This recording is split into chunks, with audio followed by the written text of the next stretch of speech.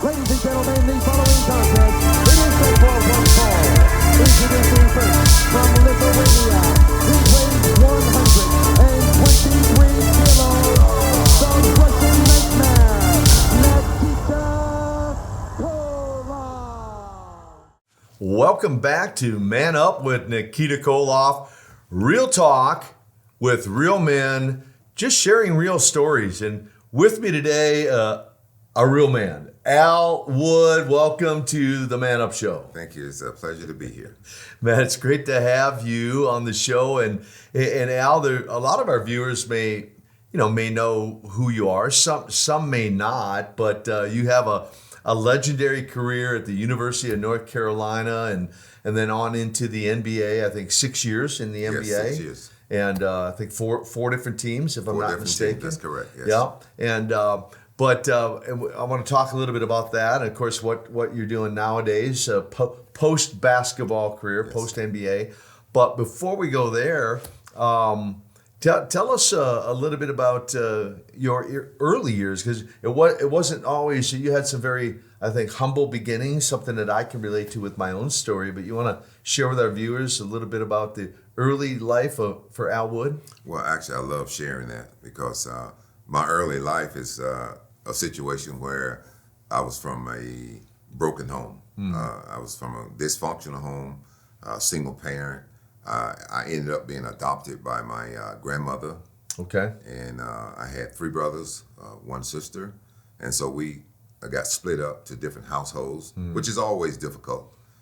Early on, you're with your families, and then they're taken away. But my sister lived nearby, and just a situation where alcohol was a major issue in our family. It's just one of those things where your mother struggled with it, my grandfather struggled with it, my mother, she struggled with it. I had uncles and aunties, and chances are I was going to struggle with it as well as my siblings if we decide to take the first drink. And at that time, we didn't know anything about alcoholism. We really didn't. We didn't know what an alcoholic was. Right. My idea of an alcoholic was totally warped. It was totally off base in terms of the way I view people. I never viewed the preacher, the president, the mayor, the school teacher. I didn't think of those people being alcoholic. My idea of an alcoholic was the person that you saw pushing a cart down the street, Right. on the corner and so forth like that, not realizing that. And I especially didn't think of people who were wealthy or people who had money, that why would they be alcoholics? There's no reason for them to be alcoholic. I mean, everything seemed to be going well for them, and also I had a warped sense of what that was all about into my later years. But I went through a time where my grandmother, like I said, she adopted us, and once I started playing basketball, though, my life changed. So let me ask you. So you're split up from your siblings, and you got to see your sister some, I guess, because she was near you. But what was it like? So with your brothers, how often did you see them, or how often did you see them, or if you didn't see them, did they come back into your life, or? Well, actually, my brothers, we were together. It was my sister that. The baby sister got split up. Okay. So my brothers, we all were living under the same roof. My grandmother, and I have an auntie who's still living today. Okay. Yes, that I love dearly. Adele Gray is her name, and she was the sort of the rock, the backbone, really, of the whole family, the patriarch, even now, of the entire family. So we were together. I always say this. I laugh. We were poor, I think, but we didn't know it. You can't miss what you have never had. So right, we used to get meals every day. We had a roof over our head, and we had clothes on our back, and we were going to school. Yeah. So a lot of things that other people had, I mean, how you gonna miss them when you've never had them before? Yeah, you don't know what you're missing if you've never had it, right? And again, our stories are somewhat relatable to that in the sense that, of course, you were in Georgia, right? Yes, you were in Georgia. So Minneapolis, for me, what I affectionately call the projects or the ghettos of Minneapolis. No dad in the picture. I was 3 when he left, and we were a part of welfare. So, but you didn't know that. I was the youngest of 4, but you just didn't know until you learned later on. Oh, I guess I was kind of poor, right? Yes. But And so you had some very, very humble beginnings. And at what point? I mean, you're a big man, right? You're 6'7", 6'8", 6'6", 6'6". You're a big man, but as a child or as a youngster, at what point did you become interested in basketball? Well, when I was in the 8th grade, I was at the end of the school year, 8th grade. I was about 5'8.5", which is pretty tall, 8th grader. Yeah. The start of basketball season, 9th grade, I was 6'4". A growth spurt. I had a growth spurt, Okay. and it was really hard because my knees they hurt. I mean, they hurt bad. I would lay in bed and I would literally cry. It was so much pain. I never wanted to take a trip in a car long distance. I'm sitting in the back seat and my knees are cramped up like this. Yeah. It was very, very difficult. So I'm just so grateful and thankful that didn't last, my entire life because I didn't know what was going on. And you hear that, so okay, I'm trying to do the math, and I'm not good at math, but so about almost 8 inches from 8th grade to 9th grade. Yes. And I've always heard that, your bones have growth plates, right? And if you grow too fast, they can ache and hurt and no doubt. And that sort of thing. So 8 inches in one year, which is incredible. I bet the 9th grade basketball coach was thrilled to see you come back. No doubt about it. He was a great friend of mine as well. To this day, he's still alive. Wow. And I grew, and my talents grew as well. Yeah. I played basketball because it was a lot of fun. Okay. Everybody in the neighborhood, everybody in the community, we played pickup ball games. We were just having fun. We weren't thinking about, camps or trying to even, play pro or college at that particular time. Right. Things were a whole lot different. You could actually find what they call a diamond in the rough. You could go to some town and you can locate some kid that most people didn't know about. Well, today you can't do that. No doubt about it. If you are a great talent and you're in the 7th grade, every college coach in the country knows about you. Yes. Which is interesting. Brad Johnson, Super Bowl quarterback for the Tampa Bay Bucks, shared with me a story. We were playing in a golf tournament together that he hosted, how his son, who's now at LSU playing, but when he was in 9th grade, to your point, he told me a story of sitting in Nick Saban's office, Roll Tide, right? And in 9th grade, yes, to your point, which is just unbelievable. Well, and I'm guessing a lot of pickup games and stuff in the neighborhood. And was that kind of an outlet for you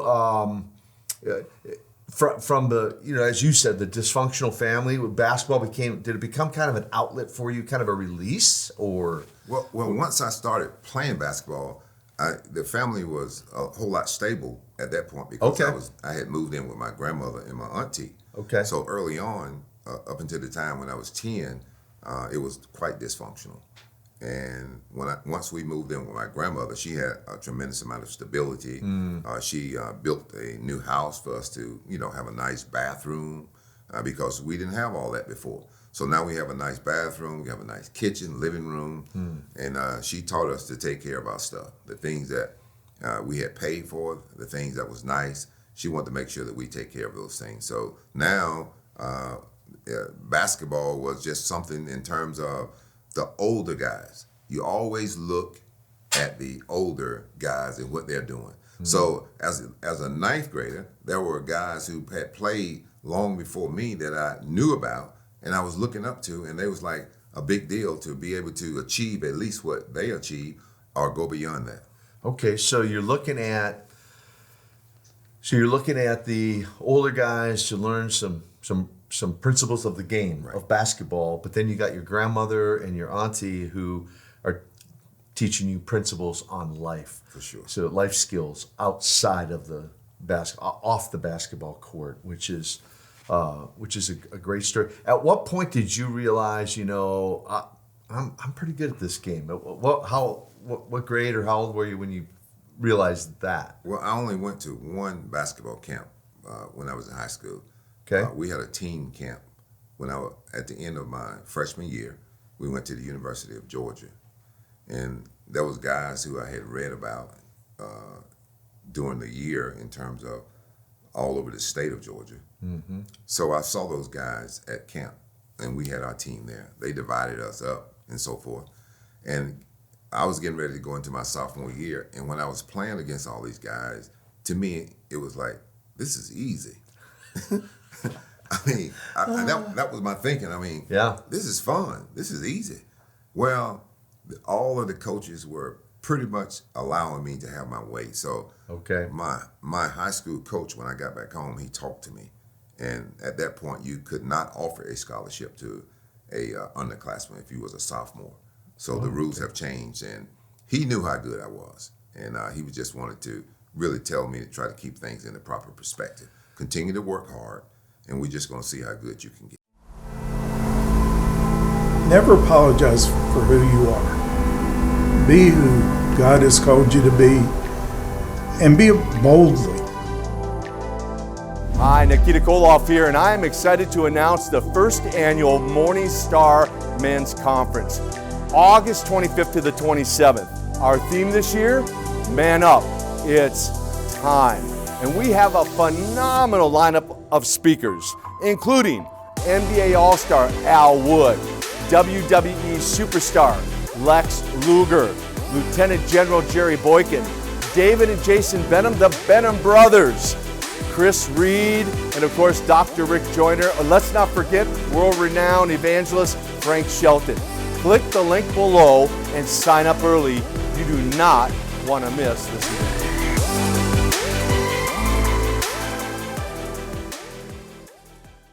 Okay, and speaking of scholarships, so I'm guessing you got a scholarship to the University of North Carolina. Coach Dean Smith? Dean Smith. Coach Dean Smith. You shared a story one time. I've got to have about your freshman year and something about a weight vest or something. Can you share for our viewers? Can you share that story? Well, again, as a freshman, you don't know anything. You really don't.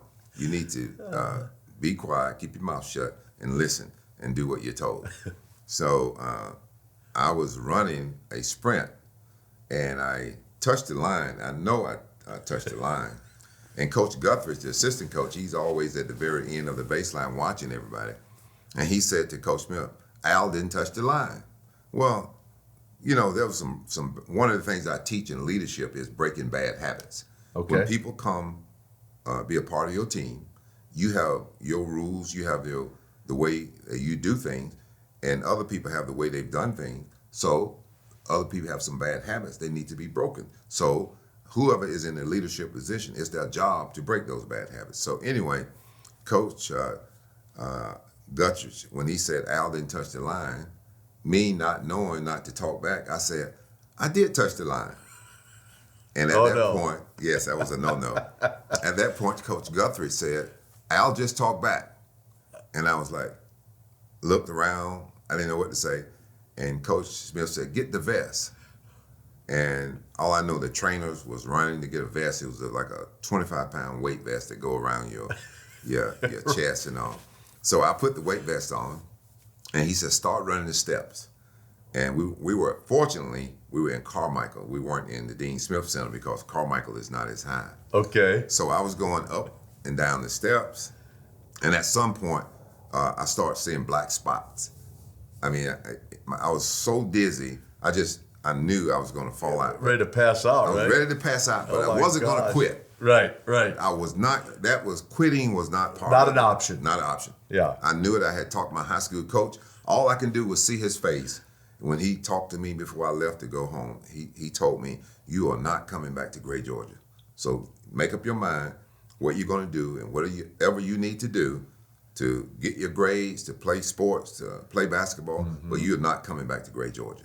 And I knew that. So I was running, and I got to the point where I thought I was going to fall out. And I said, how long do I have to do this? Which was another mistake. One more error. And thank God for Mike O'Corn. Mike O'Corn said to me, he said, hey, Al, quit talking. If you quit talking, he's going to let you stop. So at that point, I stopped talking. I never said another word until I was a senior at the University of North Carolina. Other than that, I didn't talk. Oh my gosh! And I remember you telling me by your senior year, you'd Coach Smith had really, you'd gained great favor with him, Yes. and really, you worked hard, and now still have records at UNC. Well, I think, if I'm not mistaken, first of all, one of the things that Coach really taught us, team records were the most important thing. They really were. Okay. Now, it's fun to have some individual records. Sure. But if you have individual records on the team, then that means the team really should do well. Because if you have all these individual records and the team is not doing well, that's not good. That's not good for recruiting. That's not good for anything.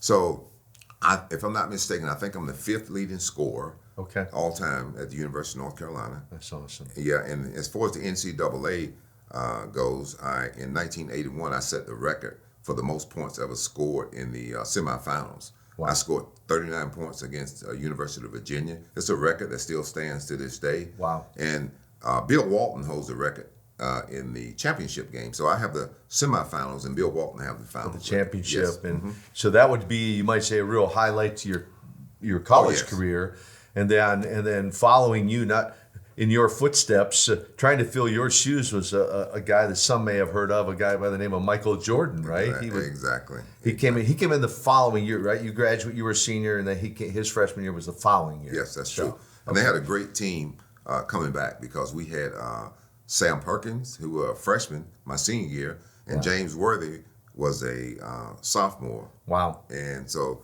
we had a phenomenal team coming back. And then you bring Michael Jordan. Jimmy Black was on that team. Pete Butko. Yeah. No, Pete Butko graduated. We had, I can't remember. Oh, Matt Doherty. Okay. Matt Doherty, who's a great friend of mine. He was on that team. So they had a great team coming back. And I think making it to the finals the year before and getting beat, I've heard Nick Saban talk about this. He wants his guys to see what it feels like to actually lose. Don't ever forget that feeling. Don't ever forget that feeling. That's not a good feeling. Right. And I think losing the last game of the college basketball season is nothing you can do about it for a whole year. So you got to make sure you don't have that feeling. And I think those guys came back and they had the determination. Obviously, having a freshman by the name of Michael Jordan helped a whole lot. That helped. Yes, that helped a lot. Sure So did. you had a 6-year career in the NBA. Is there one highlight? Because really want to get to talk about your ministry and what you're doing now, and you're a deep man of faith. I love your heart and your passion for the Lord. Is there one highlight from your NBA career that you would want to share with our viewers? Well, I think probably my biggest take from the NBA was obviously playing for the Seattle Supersonics. I played 3 years in Seattle and had some good years. I think I averaged about 15 points a game twice out of 3 years in Seattle. So I had some pretty good years, and we made the playoffs, which is always the goal, to make the playoffs and win the championship. Right. Never won the championship, but still, I got a chance to make some real good friends. And so I would just say pretty much just playing for the Seattle Supersonics was really the highlight of my career as far as the NBA goes. So you finish your NBA career. You travel, you speak now. Fast forward to now, I know you do evangelism, school assembly. You do a variety of different speaking. And at what point did your faith become important for you in your life, and or did you ever find a moment of struggle along that journey? Yes, I had a tremendous amount of struggling that I went through. Once I had finished my NBA career, that was I finished up around 1987, I think. I went to Europe, played 1 year in Europe, in Italy. Once I got cut by the Dallas Mavericks, and I came back, and I moved to North Carolina. I moved to Monroe, North Carolina. Once I moved to Monroe, I was just pretty much playing a lot of golf, and I began to drink even more. I didn't know about alcoholism. I had, heard some talk about it, but I didn't think it was me, because I believe that I had always had the willpower to do what I put my mind to do. Gotcha. You don't make it, you don't make it to the level of professional basketball without having a certain amount of willpower to do certain things. Right. And that's what I was thinking. I thought, I didn't realize that I was up against a disease that was pretty much undefeated. When I say undefeated, if you continue to feed that disease, it will kill you. And I didn't know that. Yeah. So at that point, I I had a number of things that happened in my life. A couple of things that really I could have lost my life. There was a shooting in a nightclub one time that a lady got shot, and I was right in the middle of it. There was another time when I went to sleep while driving my car at night, early in the morning, and going several lanes over on the freeway. But I think the thing that really changed my life the most was when my young son, at the time, he was about maybe 3 or 4 years old, when he came into the room where I was, and he gave me a picture of myself in my basketball uniform, and he had Pace liquor bottles all around it. And once I saw that, it cut me it just cut deep. And I realized at that time, the thing that I hated the most in terms of my mother doing to us, I was doing the exact same thing to my children. And I knew something had to change. I had to make a change. And at that point, that was my wake up moment. Okay. So you have that moment, and we got, so what all are you doing now? So at that point, now that opened a door for you to just begin to travel. What all are you doing now? Well, as soon as that happened, what I did was I went to a treatment center in Atlanta, Georgia. Okay. Stayed 21 days. I came home and I started, number one, I started going to church. Before I wasn't going to church. I go for special occasions, but even when I go, my body was in the church, but my mind wasn't in the church. So I started going to church. I started reading scriptures. I started reading the Bible. I started going to AA meetings. And I did this for several years. And as I did this, what I realized too, that there was a great life that was available to me without alcohol being a part of it. Right. Because alcohol had pretty much, since I had gotten to college, is when I started drinking, had been a part of my life. So I thought that I really couldn't have a good time. I thought I couldn't really function and do the things that I enjoy doing without alcohol being a part of it, and I was wrong. So at that point, I started going to more and more AA meetings. I went back to CPCC here in Charlotte. I started taking classes on the effects of narcotics and alcohol on the brain. I want to understand when I talk to young people so I can explain to them and give them a real answer. I can't say to a young person, just say no. They want to know why. And I'm able to be able to let them know just how your central nervous system work, and just how blood, alcohol or drugs or whatever get into your bloodstream, and they flow and they go to your brain and they send out signals, and they're not always good signals. So if somebody wanted to bring you into their school, I know recently you just spoke at a military academy to cadets and 12 Salvations, I think you told me. Yes. How can people find out more about Al Wood if they wanted to bring you into their school, to their church, or just a conference, or how could they find you? Well, first of all, I love the challenge of speaking to young people, because I understand, I try to keep it real and I try to keep it as simple as possible. I know there's a tremendous amount of challenges for young people now compared to what we had. Totally different. So totally what I do is, you can reach me at alwood51 at Yahoo. alwood51 at yahoo.com. Okay. You can reach me there, and all you have to do is send me an email. We'll start a discussion, have a conversation, and we'll determine that we can come in and do some education, because discovering and heading off early age early age drinking, underage, should I say, underage drinking is something that you really need to head off early on. And when you can do that, and also we do, again, in our own way, we understand the things that we can and cannot do when it comes to public schools. But outside the schools, we can do a whole lot of different things. And we just want to, at the end of the day, what I really want to do is be able to introduce people to Jesus Christ. Well, take 60 seconds. That's about all we have left. And just look at that camera, Al, and what do you want to say to men? Well, one of the things I want to say to all the men who, for whatever reason, how you end up listening to this show, is that it's nothing wrong with being vulnerable, for one thing. And the other thing is, it's nothing wrong to admit that you're wrong, that you've made some mistakes. It's nothing wrong with saying, I don't understand. There's nothing wrong with saying, I need help. If you would take those terms and you would use those terms, every one of us need a mentor. We need someone that we can go to, that we can be completely vulnerable to, that we can talk to. We can tell all about what we're going through, what's happening in our lives, and what we can do to be better. Because at the end of the day, we all want to be great fathers, we want to be great husbands, and we want to make sure we make a difference in our community. And the way to do that is get you a great mentor and be able to talk to him, and I think that would help. Man, you have a great story, Al, and thanks for being on the Man Up Show today. And you are a man's man, and I can't wait for all of you to just tune in and hear this man's story. Dial in again for another episode of Man Up with Nikita Koloff. God bless you. Thank you for tuning in to this episode of the Man Up Show. For more content, please visit us at www.morningstartv.com.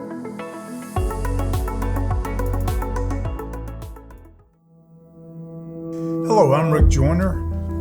I wrote 4 books last year, but these are, I believe, some of the most important I've written in a long, long time, maybe even ever. This one is called The Second American Revolution/Civil War. It came from a dream I had in 2018, a very graphic dream, when the Lord started showing me things that you can see even from the time I had that dream in 2018. This is already unfolding.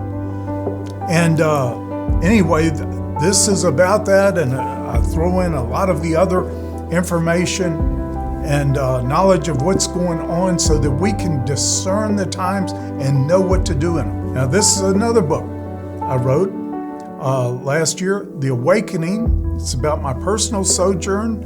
I wrote this one of the most important I think I've written in a very long time, on Marxism and its strategy for destroying America, how it has almost already finished the job.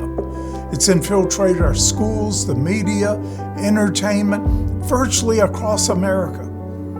And they formulated a 45-point plan in the 1930s for taking over America, the Marxists. And they have just about finished the job. They have very systematically and very patiently gone after every one of these, and I lay out all 45 points, how they have been working those points, and how many have been accomplished, how they did it, and where we are now, and what we need to do to reverse this. It is not too late, but if we don't act soon, we're going to lose our democratic republic to this ultimate evil and this ultimate enemy of liberty and freedom. We have to understand this basic military principle. You cannot defeat an enemy you do not see. And to see means to understand it, to be able to perceive it as it's working against you. And I believe when you read this book, you're going to see all of the places that it is now manifesting itself and seeking to take over our country. Lieutenant General Jerry Boyk and myself wrote this book together on the principles of war, taken from Clausewitz's 12 Principles of War. You know, Jerry and I used to teach this. He would teach each principle, lay out the military application, and then I would take each principle and lay out how you could apply the same principle in business and schools and missions and virtually any endeavor. And it helps to plan strategically, have clear objectives. And there's a saying, those who do not know the principles of war are going to be used and will serve those who do. Well, these are simple, easy to understand. Jerry had 36 years in military, one of our greatest military warriors in our generation. And I've been studying military history and history in general since I was 15 years old. Studied Marxism since I was 19 years old. But we combined and condensed that knowledge into something you can read in just a few hours. It's powerful, it's written to the point, succinctly. We try not to waste any words, but you can get it and start applying these. And I believe to the degree that you apply them, you are going to be successful. We're going to let you have all of these together, and we're going to pay the shipping. You're not going to pay anything but $49 for all 4 of these books together. And I believe you're going to be so glad you got these and have read them, because every one of them is relevant to our times today.